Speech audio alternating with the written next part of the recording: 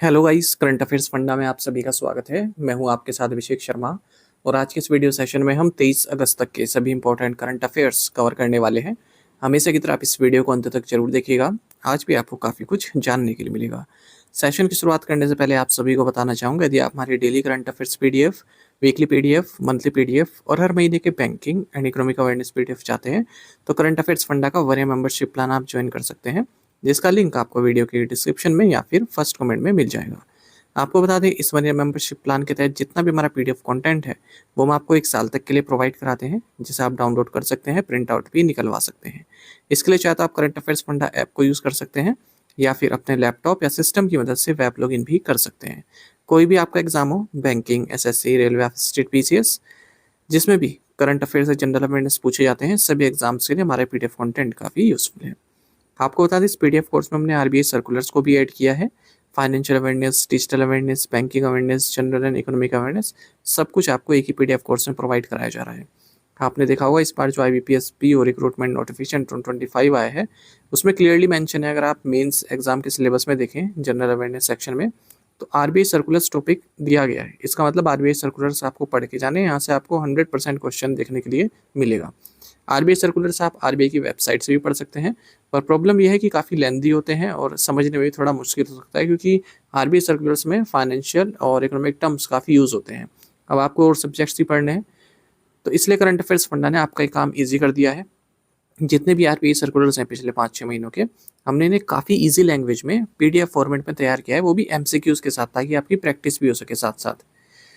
तो जितना RBI circular में आपके लिए महत्वपूर्ण पॉइंट्स हैं, केवल उन्हें ही लिया गया है, ठीक है, ताकि आपके लिए तो शॉर्ट हो जाए और आसानी से याद भी रह सके लॉन्ग टर्म में।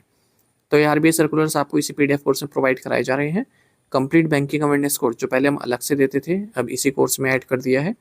और न केवल आपके बैंकिंग मीन्स एग्जाम के लिए, बल्कि अगर आप बैंकिंग इंटरव्यूज़ देते हैं, जैसे IBPS PO, SBI PO, RRB PO, even RBI grade B, तो इन इंटरव्यूज में जो बैंकिंग नॉलेज आपसे पूछी जाती है उसे भी आप आंसर कर पाएंगे इस बैंकिंग अवेयरनेस कोर्स को पढ़कर। कंप्लीट इंडियन इकोनॉमी भी इसमें इंक्लूड है। अगर आप एसएससी, रेलवे, स्टेट पीसी जैसे एग्जाम्स की भी तैयारी कर रहे हैं, तो वहाँ पर भी आप आंसर कर पाएंगे इंडियन इकोनॉमी क्वेश्चन जो पूछे जाते हैं। और इंश्योरेंस से रिलेटेड डेडिकेटेड चैप्टर दिया गया है, ताकि इंश्योरेंस के बेसिक्स आपके क्लियर हो जाए। तो A to Z सब कुछ आपको एक ही कोर्स से मिल रहा है, बैंकिंग अवेयरनेस भी, इंडियन इकोनॉमी भी, इंश्योरेंस भी और आरबीआई सर्कुलर्स भी। वैलिडिटी 1 साल की है, एक बार आपको पेमेंट करनी है। पूरे साल भर आप करंट अफेयर, जनरल अवेयरनेस यहाँ से पढ़ सकते हैं। कोई भी आपका एग्जाम होगा पूरे साल भर, केवल आपको यही कोर्स आपके लिए इनफ रहेगा। मिलेगा कहाँ पर? करंट अफेयर्स फंडा ऐप पर। ऐप का लिंक वीडियो के डिस्क्रिप्शन में भी दिया गया है और फर्स्ट कमेंट में भी पिन कर दिया गया है। तो लिंक पर क्लिक कीजिए, ऐप को इंस्टॉल कीजिए, लॉगिन करने के बाद आप ये कोर्स बाय कर पाएंगे। फिर भी कोई डाउट अगर आपका रहता है तो ये हमारा कस्टमर केयर नंबर है 8448169188। इस पर आप कॉल कीजिए या फिर व्हाट्सएप करके भी जानकारी प्राप्त कर सकते हैं। तो बिना किसी देरी के शुरुआत करते हैं इस वीडियो सेशन की। हमेशा की तरह क्वेश्चन ऑफ द डे से शुरुआत करेंगे, जिसका आंसर आपको अभी कमेंट बॉक्स में करना होता है। पूछ रहे हैं कि 20 अगस्त को भारत द्वारा सफलतापूर्वक परीक्षण किए गए अंतर महाद्वीपीय बैलिस्टिक मिसाइल का नाम क्या है? What is the name of the intercontinental ballistic missile India successfully test fired on August 20? Option हैं Agni 5, K6 SLBM, K5 SLBM या फिर सूर्या मिसाइल। जल्दी से आंसर कर दीजिए, फिर हम आगे बढ़ते हैं। और इसी तरह के क्वेश्चन यदि आप प्रैक्टिस करना चाहते हैं तो मैं टेलीग्राम पर जरूर ज्वाइन कीजिएगा। करंट अफेयर्स फंडा नाम से हमारा टेलीग्राम चैनल है।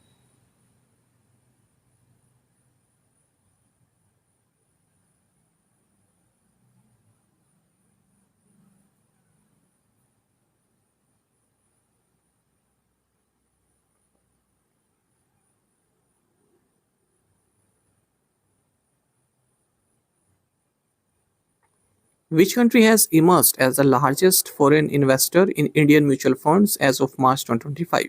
मार्च 2025 तक कौन सा देश भारतीय म्यूचुअल फंड में सबसे बड़ा विदेशी निवेशक बनकर उभरा है? ऑप्शंस आपके सामने हैं। सही आंसर ऑप्शन डी है, यूनाइटेड अरब अमीरात। यूनाइटेड अरब अमीरात ये लार्जेस्ट फॉरेन इन्वेस्टर है इंडियन म्यूचुअल फंड में। और लगभग जो यूएई इन्वेस्टमेंट म्यूचुअल फंड्स में भारत में आया है, ये 52,549 करोड़ रुपए का है, अगर हम मार्च 2025 तक की बात करें। ऐसा reserve bank of India study में रिवील किया गया है। जो ओवरऑल फॉरेन लाइबिलिटीज़ है इंडियन म्यूचुअल फंड्स की, यानी कि जो नॉन रेजिडेंट्स द्वारा म्यूचुअल फंड यूनिट्स ऑन की गई हैं, वो भी 19.9% तक बढ़ी है। और फिजिकली 2025 में 30.5 बिलियन US डॉलर हो चुकी है। यूनाइटेड स्टेट्स और यूनाइटेड किंगडम से जो इन्वेस्टर्स हैं, इनकी अगर हम कंबाइंड मार्केट वैल्यू देखें तो 20% है। ऑस्ट्रेलिया और कनाडा में भी फास्टेस्ट ग्रोथ देखने के लिए मिली है इंडियन म्यूचुअल फंड में अगर इन्वेस्टमेंट की बात करें। Which country is the leading source of foreign direct investment into India in physical year 2024-25? वित्त वर्ष 2024-25 में भारत में प्रत्यक्ष विदेशी निवेश का प्रमुख स्रोत कौन सा देश है? राइट आंसर ऑप्शन बी है सिंगापुर। बात कर रहे हैं हम एफडीआई इन्वेस्टमेंट की, तो भारत में जो एफडीआई इन्वेस्टमेंट आई है 2024-25 में वो 81.04 बिलियन US डॉलर की है। ये आंकड़ा आपको याद होना चाहिए, महत्वपूर्ण है। और अगर हम इसको कंपेयर करें 2023-24 से, वहाँ पर केवल 71.28 बिलियन US डॉलर की, यानी कि 14% का इंक्रीज देखने के लिए मिला है। और 2013-14 में तो केवल 36.05 बिलियन US डॉलर की थी। अगर हम पिछले 11 फिजिकल ईयर्स में देखें 2014 से 2025 तक, टोटल एफडीआई में 748.78 बिलियन US डॉलर की प्राप्त हुई है। नंबर ऑफ सोर्स कंट्रीज भी बढ़ी हैं, यानी कि जिन कंट्रीज से एफडीआई भारत में आया है, फॉरेन डायरेक्ट इन्वेस्टमेंट भारत में आया है, 2013-14 में केवल 89 थी, वहीं अब ये 2024-25 में बढ़कर 112 हो चुकी हैं। सबसे ज़्यादा एफडीआई सिंगापुर से प्राप्त हुई है भारत को, 30%, टोटल का 30%। उसके बाद फिर मॉरिशस आता है, फिर यूनाइटेड स्टेट्स आता है। अगर हम स्टेट वाइज बात करें, सबसे ज़्यादा एफडीआई महाराष्ट्र राज्य को प्राप्त हुई है, उसके बाद फिर कर्नाटक, फिर Delhi. Which country has the largest online community in the world? विश्व में सबसे बड़ा ऑनलाइन समुदाय किस देश में है? राइट आंसर ऑप्शन बी है चाइना। ऑनलाइन कम्युनिटी, या फिर आप कह सकते हैं highest number of internet users. तो अक्टूबर 2024 तक की यहाँ पर बात बताई गई है। 5 बिलियन से ज़्यादा इंटरनेट यूजर्स वर्ल्ड वाइड हैं, 5 बिलियन से ज़्यादा। ईस्टर्न एशिया में ही 1.34 बिलियन यूजर्स हैं, जबकि अफ्रीका और मिडिल ईस्ट काफ़ी पीछे हैं। टॉप 5 कंट्रीज़ की अगर हम बात करें जहाँ पर highest number of internet users हैं, पहले नंबर पर चाइना है, 1.11 बिलियन यूजर्स हैं, यानी कि इसकी पॉपुलेशन का 78%। भारत दूसरे नंबर पर 806 मिलियन यूजर्स के साथ, यानी कि 55.1% ऑफ इट्स टोटल पॉपुलेशन। तीसरे नंबर पर यूनाइटेड स्टेट्स है, चौथे पर इंडोनेशिया है, पांचवें पर ब्राजील है। What is India's current rank in the IMD world competitiveness ranking out of 69 countries? IMD विश्व प्रतिस्पर्धात्मकता रैंकिंग में 69 देशों में भारत का वर्तमान स्थान क्या है? राइट आंसर ऑप्शन सी है 41st। तो टॉप 10 कंट्रीज आप देख सकते हैं, पहले पर स्विट्जरलैंड है। स्विट्जरलैंड ने 100 स्कोर किया है और मोस्ट कॉम्पिटिटिव इकोनॉमी है वर्ल्ड वाइड। अगर हम IMD world competitiveness ranking report की बात करें, ये ranking economic performance, government efficiency and business efficiency and infrastructure पर बेस्ड रहती है। सिंगापुर दूसरे नंबर पर है, हांगकांग तीसरे नंबर पर है। भारत 2 पायदान फिसलकर 41वें नंबर पर है out of 69 countries.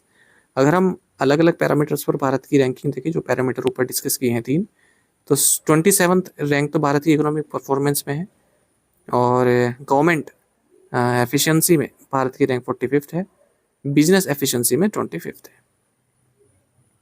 Offering online money gaming services under the promotion and regulation of online gaming bill 2025 is punishable with imprisonment up to 3 years। Online gaming विधेयक 2025 के प्रचार और विनियमन के तहत ऑनलाइन मनी गेमिंग सेवाएं प्रदान करना 30 वर्ष तक के कारावास से दंडनीय है। राइट आंसर ऑप्शन सी है। पार्लियामेंट ने promotion and regulation of online gaming bill 2025 को पास कर दिया है, राष्ट्रपति से भी इसको मंजूरी मिल गई है, अब ये एक्ट बन चुका है। इसमें 3 सेगमेंट्स हैं, पहला है ई स्पोर्ट्स, दूसरा है ऑनलाइन सोशल गेम्स, तीसरा है ऑनलाइन मनी गेम्स। तो ये बिल एनकरेज करता है ई स्पोर्ट्स को और ऑनलाइन सोशल गेम्स को, वहीं प्रोहिबिट करता है ऑनलाइन मनी गेमिंग सर्विस को, जहाँ पर मनी का ट्रांजैक्शन होता है, एक तरह का सट्टा होता है। तो अगर आप online money gaming services offer कर रहे हैं, कोई ऐप या कोई प्लेटफॉर्म, तो 3 साल की जेल या फिर 1 करोड़ रुपए तक का जुर्माना लग सकता है, फिर दोनों ही लग सकते हैं। अगर आप एडवर्टाइज कर रहे हैं ऑनलाइन मनी गेम्स का, कोई न्यूज़ चैनल या फिर कोई प्लेटफॉर्म, तो 2 साल की जेल, 50 लाख का फाइन, या फिर दोनों ही। अगर इस तरह कोई फाइनेंशियल ट्रांजैक्शंस किसी प्लेटफॉर्म द्वारा कराया जा रहा है, तो 3 साल की जेल, 1 करोड़ रुपए का फाइन, या फिर दोनों। अगर बार बार आप रिपीट ऑफेंस कर रहे हैं, तो 3 से 5 साल तक की इम्प्रिजनमेंट हो सकती है और 2 करोड़ रुपए तक का फाइन लग सकता है। ठीक है, और बाकी और भी अगर आप नॉन कंप्लायंस करते हैं डायरेक्शन और गाइडलाइंस से तो भी 10 लाख रुपए तक की सिविल पेनल्टी लग सकती है। अब जैसे ड्रीम 11 है तो ड्रीम 11 यही काम करता है, बीसीसीआई का स्पॉन्सर भी है भारत की टीम का। तो ड्रीम 11 अब डेड नहीं है, ऐसा नहीं है कि अब ये खत्म हो गया तो ड्रीम 11 भी खत्म हो जाएगा। हाँ ये है कि मेजर सोर्स जो रेवेन्यू का था वो यहाँ से आता था, इसका ऑनलाइन मनी गेम से। लेकिन और भी उसके पास अब नॉन मनी जो सेगमेंट है उस पर फोकस रहेगा। जैसे फैन कोड आपने सुना होगा, तो फैन कोड पर क्रिकेट वगैरह स्ट्रीम होते हैं, तो वो भी उसका एक प्लेटफॉर्म है जहाँ से रेवेन्यू हो सकता है, या फिर इंटरनेशनल मार्केट में इस तरह के कार्य कर सकता है। Who made the discovery that female anopheline mosquitoes transmit malaria? यह खोज किसने की कि मादा एनोफिलिन मच्छर मलेरिया फैलाती है? राइट आंसर ऑप्शन सी है सर रोनाल्ड रॉस। तो वर्ल्ड मॉस्किटो डे ये 20 अगस्त को हर साल मनाया जाता है, क्योंकि जो ब्रिटिश डॉक्टर रहे सर रोनाल्ड रॉस, उन्होंने इसी दिन डिस्कवरी की थी 1897 में कि जो फीमेल एनोफिलिन मॉस्किटो है यही मलेरिया को ट्रांजिट करता है ह्यूमंस के बीच में। वर्ल्ड मॉस्किटो डे 2025 का थीम है accelerating the fight against malaria for a more equitable world.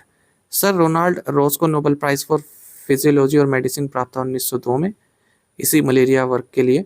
पहले ब्रिटिश नोबेल लॉटरेट ये बने थे, और पहले बने थे जो यूरोप से बाहर पैदा हुए हैं। आपको बता दें इनका जन्म अल्मोड़ा में हुआ था जो उत्तराखंड में है। On which date is the international day for the remembrance of the slave trade and its abolition observed every year? दास व्यापार और उसके उन्मूलन की स्मृति हेतु अंतर्राष्ट्रीय दिवस प्रतिवर्ष किस तिथि को मनाया जाता है? राइट आंसर ऑप्शन सी है 23 अगस्त। International day for the remembrance of the slave trade and its abolition ये हर साल 23 अगस्त को मनाया जाता है, यूनेस्को द्वारा मनाया जाने वाला डे है। और यही डेट इसलिए चुनी गई क्योंकि 1791 में 22 अगस्त 23 अगस्त को सेंट डोमिनिक, जिसे हम हैती वेयर कहते हैं, तो यहाँ पर एक अपराइजिंग हुई, एक रिवोल्ट हुई, जहाँ पर जो ये स्लेव ट्रेड है इसे अगेंस्ट अभियान छिड़ा। सद्भावना दिवस is observed on the birth anniversary of which farmer prime minister of India? सद्भावना दिवस किस पूर्व प्रधानमंत्री की जयंती पर मनाया जाता है? राइट आंसर ऑप्शन ए है राजीव गांधी। सद्भावना दिवस यानी कि डे ऑफ हार्मनी ये हर साल 20 अगस्त को मनाया जाता है। इस दिन बर्थ एनिवर्सरी होती है former prime minister Rajiv Gandhi की, जो कि इंडिया के यंगेस्ट प्राइम मिनिस्टर थे। 40 साल की एज में ये भारत के 6th प्राइम मिनिस्टर बने 1984 में, जब इनकी माता जी इंदिरा गांधी को असैसिनेट कर दिया गया था। फ्री इलेक्शंस में कैंपेन कर रहे थे, इन्हें भी असैसिनेट कर दिया गया सुसाइडर बॉम्बर द्वारा लिटे गए। 1991 में इंडियन गवर्नमेंट ने इन्हें मरणोपरांत भारत रत्न, जो कि कंट्री का हाईएस्ट सिविलियन अवार्ड है, इससे सम्मानित किया। Recently, which state assembly passed the Minority Education Bill 2025, extending minority status benefits to communities beyond Muslims? हाल ही में किस राज्य विधानसभा ने अल्पसंख्यक शिक्षा विधेयक 2025 पारित किया है, जिसमें मुस्लिमों के अलावा अन्य समुदायों को भी अल्पसंख्यक दर्जे का लाभ दिया जाएगा? राइट आंसर ऑप्शन सी है उत्तराखंड। उत्तराखंड असेंबली ने माइनॉरिटी एजुकेशन बिल 2025 पास किया है, जिसके जरिए जो इंस्टीट्यूशंस हैं जो Sikh, Jain, Buddhist, Christian, Parsi communities द्वारा चलाए जाते हैं, उन्हें भी माइनॉरिटी स्टेटस बेनिफिट्स दिए जाएंगे। अब तक ये माइनॉरिटी स्टेटस बेनिफिट केवल मुस्लिम्स द्वारा चलाए गए इंस्टीट्यूशंस को ही मिलते थे। जैसे ही ये बिल इम्प्लीमेंट हो जाएगा, एक्ट बन जाएगा, तो Uttarakhand Madrasa education board act 2016, Uttarakhand non government Arabic and Persian Madrasa recognition rules 2019, इनको रिपील कर दिया जाएगा 1 जुलाई 2026 से। Uttarakhand state minority education authority Uttarakhand Madrasa board को रिप्लेस करेगी। Who has been appointed as the new Delhi police commissioner? Delhi के नए पुलिस आयुक्त के रूप में किसे नियुक्त किया गया है? राइट आंसर ऑप्शन सी है Satish Golcha. Ministry of home affairs ने सतीश कोलचा को दिल्ली पुलिस कमिश्नर अपॉइंट किया है, और ये मूव आया है क्योंकि दिल्ली की जो चीफ मिनिस्टर है रेखा गुप्ता, इनको स्लैप किया गया था इनके ऑफिस में जब ये जन सुनवाई कर रही थी। सतीश कोलचा आईपीएस ऑफिसर हैं एजीएमयूटी कैडर के, 26 कमिश्नर होंगे दिल्ली पुलिस के, और ये एसबी के सिंह को रिप्लेस करेंगे जो कि डायरेक्टर जनरल होम गार्ड्स के। इनको एडिशनल चार्ज दिया हुआ था दिल्ली पुलिस कमिश्नर का 1 अगस्त को। टू द पॉइंट क्वेश्चंस, उनके आंसर्स देख लेते हैं। India's Murali Sreeshankar plays which sport long jump? Where is Kulasekarapattinam space port? Tamil Nadu के तूतीकोडी डिस्ट्रिक्ट में। What is the switching capacity of the Saksham 3000? 25.6 terabits per second. Who will be the captain of Indian team in the upcoming Asia Cup? Surya Kumar Yadav. According to the United Nations State of Food Security and Nutrition in the World 2025 report, what percentage of the world population was undernourished in 2024? Answer is 8.2%. आप में से कई students ने बिल्कुल सही answer किया है, इसी तरह से पार्टिसिपेट करते रहिए। चलिए आज के असाइनमेंट क्वेश्चन देखते हैं, इनके आंसर आपको भी करना है कमेंट बॉक्स में। When was the outer space treaty signed? Where is 3087 megawatt Etalin hydroelectric project? Under which act are the Animal Birth Control ABC Rules 2023 implemented in India? TCL, a global technology company, has appointed Freestyle Skyer name as their global brand ambassador. China has delivered the third of 8 new advanced Hangar class submarines to which country? इन पांचों questions के answer आपको comment box में करने हैं। यदि एक question का answer भी आता है वो भी आप अवश्य बताइएगा। साथ ही हमें टेलीग्राम पर जरूर ज्वाइन करें। करंट अफेयर्स फंडा नाम से हमारा टेलीग्राम चैनल है। Thank you guys.